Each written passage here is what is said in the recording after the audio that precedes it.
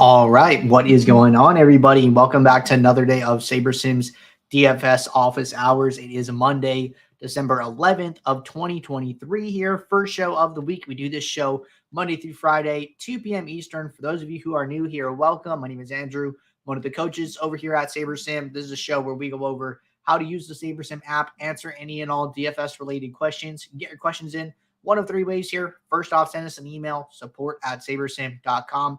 Second, post it live in the YouTube chat. Third way, post it in the office hours channel in our Discord server. If you're not in our Discord and want to get joined up, there is a link in the description below. You also get access to our similar channels, individual sport channels, and you also get access to the rest of the SaberSim team here beyond myself. So definitely a great place to be. If you have sport-specific questions, if you want to get access to a community of people trying to get better at DFS here. But we obviously have one really huge announcement to make here. SaberSim users won not only one Millie Maker yesterday, but two Millie Makers yesterday. We had Elusive Smoke taking down the FanDuel Millionaire over on FanDuel. So huge shout out to Elusive Smoke. And then we also had Hacksaw shipping the DraftKings Millie Maker in the large field. So it was super cool to see them winning. I also saw a ton of other winners as well. So for instance, on FanDuel, 4 out of the top 5 entries were all SaberSim users, and they were all different people. So that was super cool. Bunch of good wins over there. Saw people do good in the Sunday Night Showdown. So really happy to just hear and see all of the winning screenshots from you guys. I know you guys are putting in work, tuning in every day, asking questions, trying to get better, using contest flashback, and, doing all these great things to make yourselves better. So big shout out to everybody who is grinding. And then if you guys haven't won yet, hey, stick with it, stay in there, keep getting better. This is the place that you want to be if you want to be a winning DFS player. So just wanted to make sure we gave out some kudos there. And to get the show started, looking ahead to today, we have Monday Night Football. We have a 13-game NBA slate. We have a 4-game hockey slate. So still plenty of DFS to play. It is Monday, so we do have to announce the winners for this week's weekly max challenge. And then if you guys aren't sure what I'm talking about here, this is our weekly max challenge promotion / giveaway we do during the NFL season here. Get access to weekly rewards, season-long rewards. If you guys have been playing with us for a little bit here, all you got to do is this page is in the description of this video. Use the green enter the challenge button. Follow the eligibility requirements down here on the bottom, and that will get you access to all these awesome rewards. We have a DraftKings version. We have an Owner's Box version as well. So to get the show started, let's see who our winners were. So over on DraftKings this week, it looks like 12-pack abs with an 11th place finish and 221.62 points coming in as our highest DraftKings winner for this week. So they are going to get a free SaberSim hoodie and an entry into our end of the season free roll. So congratulations to you. And then over on Owner's Box, we actually had a tie, which is super interesting. Fish On and Nopticopter were our highest 2 participants, both getting 20th place and 199.62 points. So I don't know if this was a duplicate lineup or it was a unique tie, but either way, we're going to honor the rewards for both of you here. So you're both going to be getting a SaberSim hoodie and a free month of SaberSim Ultimate. So shout out to you guys here. And then last thing that we have to do is I grabbed all the names already. The link to this page is in the office hours channel, so you can check it out to see, make sure you're entered. We do our best to capture everybody, but we always put it up there so you guys can double check our work. And I grabbed all the names. I brought them over to our trusty wheel of names. We had 185 people enter this week. So I'm going to hit the shuffle button a couple times here. And then we are going to spin to see who our winner is.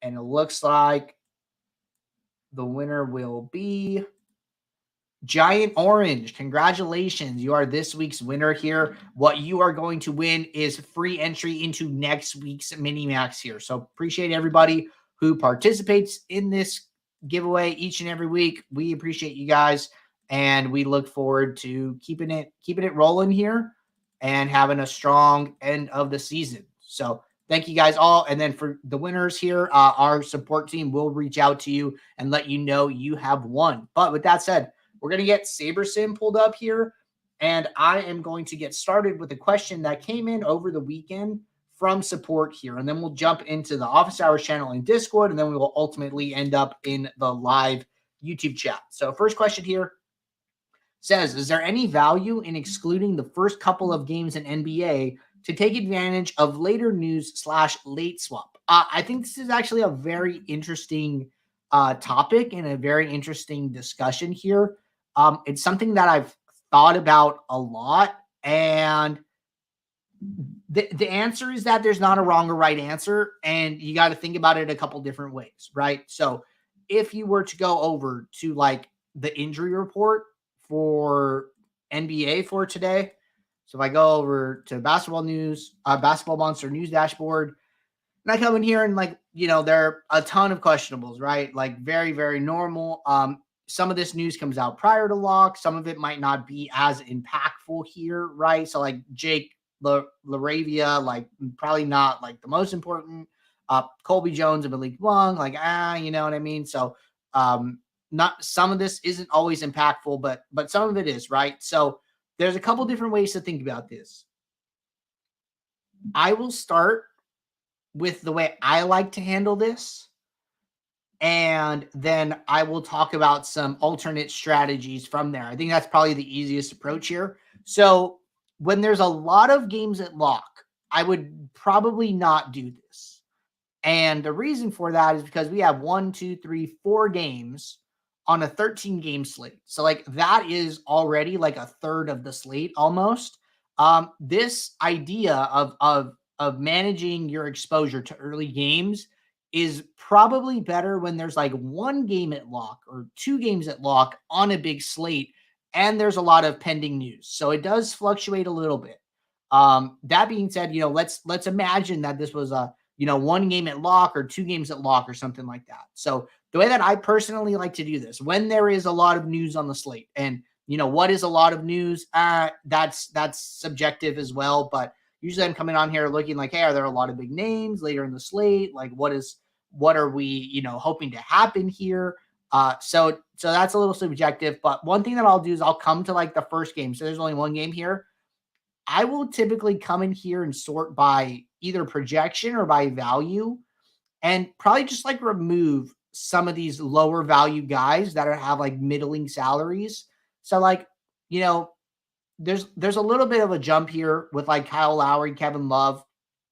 But just for the sake of this example, like I might come in here and I might just X these guys, right? So like basically what I'm saying is like, hey, I am okay playing a small number of these guys, but I want to limit the guys that I'm okay accepting here. And, what that barrier to entry is a little subjective. It might be a projection threshold, like, hey, maybe I don't want to play anyone under 25 fantasy points, or maybe if they're over 25 fantasy points, maybe I want them to have at least a 5 value, right? These are like some ideas that I'll toy around with, but really I think you can go as far as to like curate your players from the early game. I don't love the idea of getting rid of everybody, but I do like the idea of at least curating who you're going to have exposure to. And that is something that I would think about. To come in here and like just completely X the games, feels like a little too much. I don't love that, but I do love the player pool curation, which is like something that I'll do. Another thought here, right? Kind of the opposite is that let's say that value is going to come out, right? Like let's say there's a lot of news pending and you're expecting some cheaper options to become available as the night goes on. Well, if you think about how ownership and exposures and salaries work out in that scenario, so this gets like a little tricky. It's a little hard to explain, but like, let's say that somebody's going to get ruled out late and some cheap value opens up.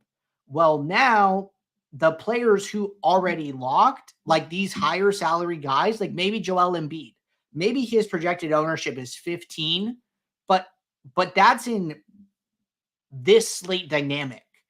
If news breaks later and some cheaper guy opens up, well, that opens up salary. So maybe if you were to run the ownership projections in that scenario, maybe Joel Embiid would have been 25% owned, right? So what can happen is like you can get these guys at what is like a quote unquote depressed ownership because they start at lock. And if news had come out sooner, their ownership would have been higher. So like there's another school of thought where it's like, hey, maybe I want to get extra exposure to some of the best plays on the early slate, to some of the highest projected players, to some of the highest salary players, hoping that news breaks and I can swap to a better player then, and then I got to capture that higher salary player early. So that one's a little tricky, right? Because your lineup might look really ugly at the start of a slate here, where you're playing like a super cheap guy who's projected for like 10 points and he looks like a terrible play, but you're almost using that player as like a placeholder and hoping to get into a better lineup because you're using so much salary early, right? So like that's another idea. Like, hey, maybe I want to jam some of the higher projected, higher salary guys early, and then, see if I can make up for it with late swap with value breaking later. So there's a couple different ways to think about it. I definitely think you're on the right thought track here. So stay on it, keep asking questions, keep, experimenting. But ultimately, I think it's a good question and something that you can definitely add value to your process by doing. So good question, but we got a timestamp recording of this answer back over to you via support here. So thanks again. All right. Next question here looks like it came in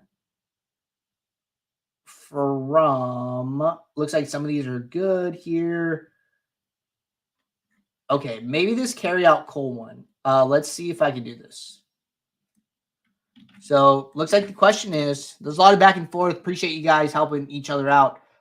If I'm trying to force double stacks, if a player is paired with their quarterback, does this rule work? The main question is, will this force a double stack, or will it allow them to be a single stack since Gerald Everett and Austin Eckler are in both groups? So it's basically saying if at least two, then use at least one. So what you're saying here is, if I use two of these players, I want to use a third one. This isn't a perfect rule for a stack, really, because what the rule looks like for everybody watching, it's an if-then rule. Well, it's actually for football. So let's go to tonight's 2-game slate. We do have a rare 2-game slate late in the year on a Monday night. So those are always like really fun slates, in my opinion. And then we're actually going to get our first dose of Saturday NFL this upcoming week, which should be fun here as well. So it's a group manual rule. And then it says, if at least two, then use at least one. And then basically what they did was they said, hey, if I want to use, say, a running back, say, okay, there's lineups here. That's what's wrong. A quarterback and a tight end.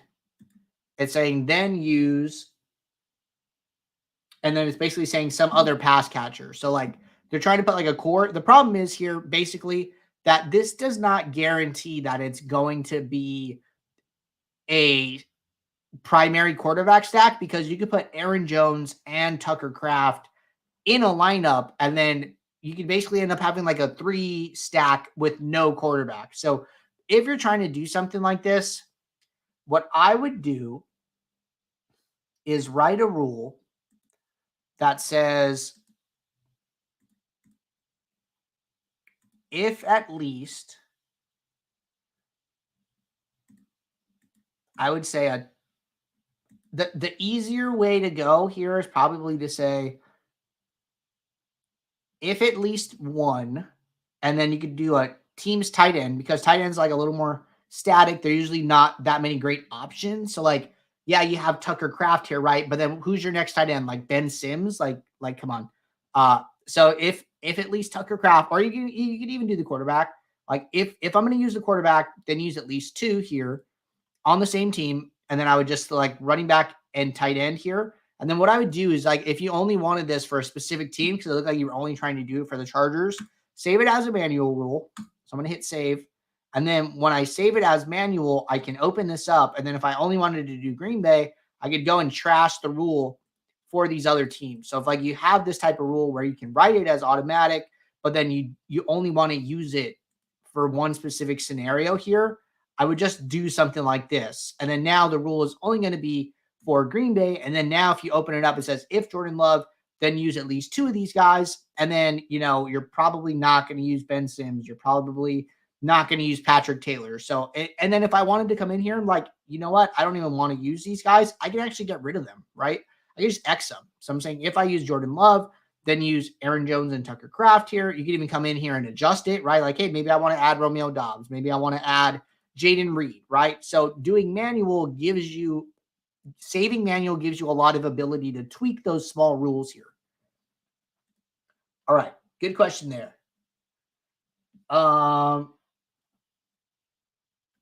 Next question, looks like GM33 helped out. And then it looks like there was a little bit of a follow-up here. So happy to follow up on this. It said, my goal is to force double only when the quarterback is paired with certain players. I already have an if Herbert, then force one of at least Allen, Eckler, Everett. What I'm looking for is the rule with Eckler or Everett to force a double, but then it still allows singles with Allen. Yeah, so this gets like super, super tricky. You're probably going to have to just put a bunch of different rules together, basically saying like, hey, if, Everett and like if all 3, right? Like if Everett, Eckler, and Herbert, then use 1. So like you might want to do something like that, or you could write it for each, right? So like if Herbert and Eckler used 1 more, if Herbert and Everett used 1 more, and then you're going to have multiple rules to try and figure that out. All right. Looks like next question here from the piano teacher. Question says, hey, Andrew, a big part of my process is using SaberSim projections, but adjusting at the team score level and individual player level. For a sport like basketball where news comes in last minute, how can I refresh to get the updated projections while maintaining my team level adjustments and player boosts, or is that not possible? Okay, so really what happens here, and the best place for you to be is going to be in the NBA lineups alert Discord, because you can see when the sims run and finish. But basically, if you come into your team stacks and then you go to Minnesota, right? Or let's just go to Philly, right? Philly highest total on the day. So, say that Philly comes out, right? Maybe instead of 127, you think they're going to score 129, so give them like a 2-point boost. When you hit yes and apply those changes to the team here, you're going to see that, hey, all of their projections are going to get updated. If a new sim runs, but you still have your team total adjustment in here, their projections are not going to change. They're going to change in the SS projection column, but the update that you made will not be overridden. And really, I don't think that, it gets kind of interesting here, right? So like, this is weird. I'm going to have to think about this one, because the only thing that I can imagine here is like, if there is injury news for this team, how does this get updated? I might have to like ask, because that's like a definitely like a tricky situation where like, okay, say news breaks and like say, minutes get moved around and shifted. I'm almost positive that these projections will stay the same, but I do want to check on that. So let me ask. So the piano teacher question. Let me ask, and then I will respond in Discord, but I don't want to lead anyone astray, because that is definitely like a tricky situation. All right, next question. How do I set a rule to not allow more than 2 pass catchers against opposing D for this 2-game slate? So what I would say is do a group rule, automatic, if then. So I'm going to say, oh, this is NBA. Got to go back to football. Okay, back to football. Settings, lineup rules, automatic. So if at least one, and I'm going to click defense. Not allow more than 2 pass catchers against opposing D. So I'm going to say if I use at least one defense, then use no more than 2 on the opposing team, and then only check in wide receivers or tight ends. So like basically this would be it. So if I'm going to use a defense, then I don't want to use more than 2 pass catchers here from the opposing team. That is how you would write the rule. So pause it and then rewrite that for yourself. All right. Good question there. Question from KJ. Is there a simple way to make utility guard and forward positions only eligible to later games on the slate? I find myself constrained when trying to late swap for better options.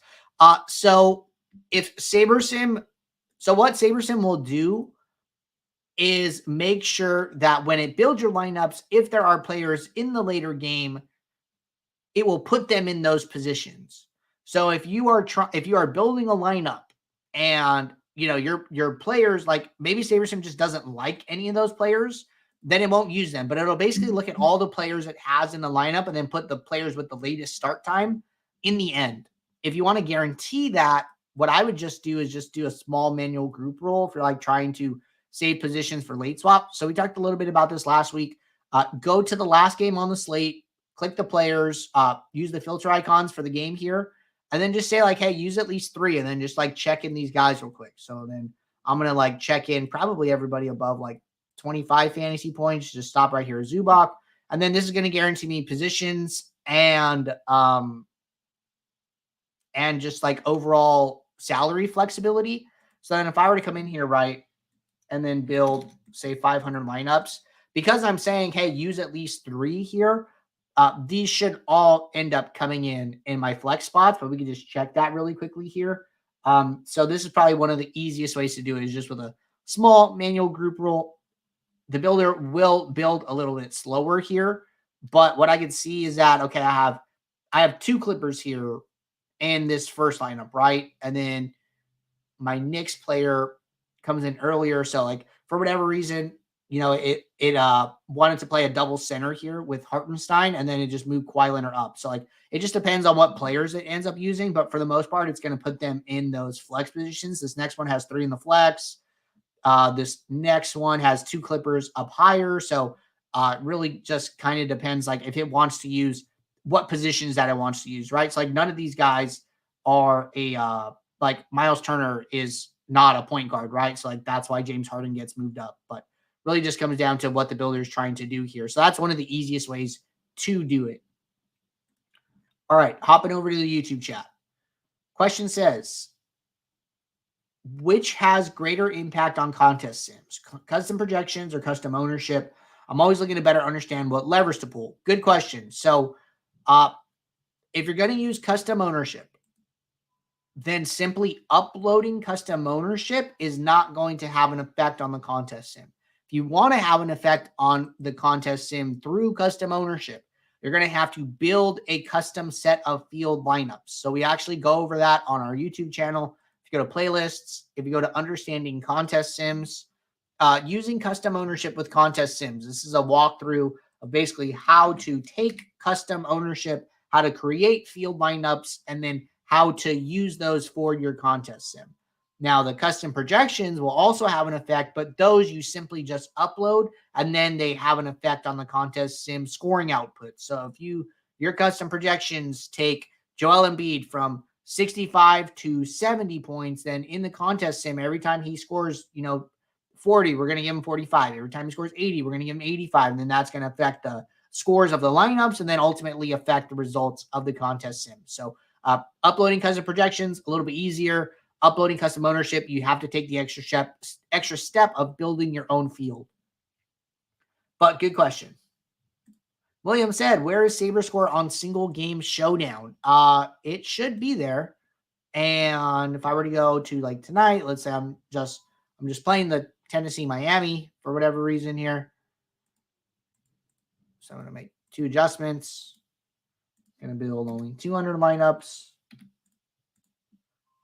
And then, so SaberScore for single game Showdown is called single game, and it should just be a summary statistic. So you can always see it in the drop down up here. So you see like You come up here, SaberScore, you open up SaberScore. You have all these other options here. So the small slate is 2 to 5 games. Large slate is 6 or more games. And then single game is for a showdown like this. And then you see the single game score down here on the bottom. All right. Tim said, it looks like favorites won't work for this. So how would you recommend building a pool of lineups to submit into contests when you are dealing with a lot of lineups? For example, I want 100 with Hill as MVP and 50 with Tua. I don't see why favorites wouldn't work for that. So my understanding is that you could put 500 lineups in favorites. So you shouldn't have a problem building 100 in one build, building 50 in another, sending them all to favorites, and then filling your 150 max contest from there. But if you are having trouble doing that for whatever reason, the best resource here was going to be go to the top right menu, go to report a problem, and then just write us a brief description of what you are experiencing, and then let us know, and then we can fix it from there. All right, William said, I thought max SaberScore was 100. So SaberScore used to be normalized to 100, but when we started doing SaberScore for each individual sport, we opened it up here. So what I would always do is just come in here, sort by highest to lowest, and just use this highest as your baseline here. So if you want to see what the formula looks like, you can come in here. Usually there's like an eye icon. I think something's wrong with my SaberSim right now. There's typically an eye icon, and then it will open up the formula for you to view. So I would check that out. And then it's a balance of some projection, lineup upside, and sim optimals. So it is not normalized to 100 anymore. But all right, those are all the questions that we had here. Appreciate you guys tuning in as always. Again, big shout out to the Millionaire Maker winners. Mine and Max's NFL DFS review show should be out in a little bit here. I'm going to work on getting that out in like the next 30 minutes to an hour here. That way you guys can hear our thoughts about the lineups, and we went into a little bit deep dive into all things Week 14 NFL main slate. So I hope you guys enjoy our review shows here. They've been a lot of fun. And until tomorrow, everybody, take care. Good luck. I will see you all. Thanks. Bye.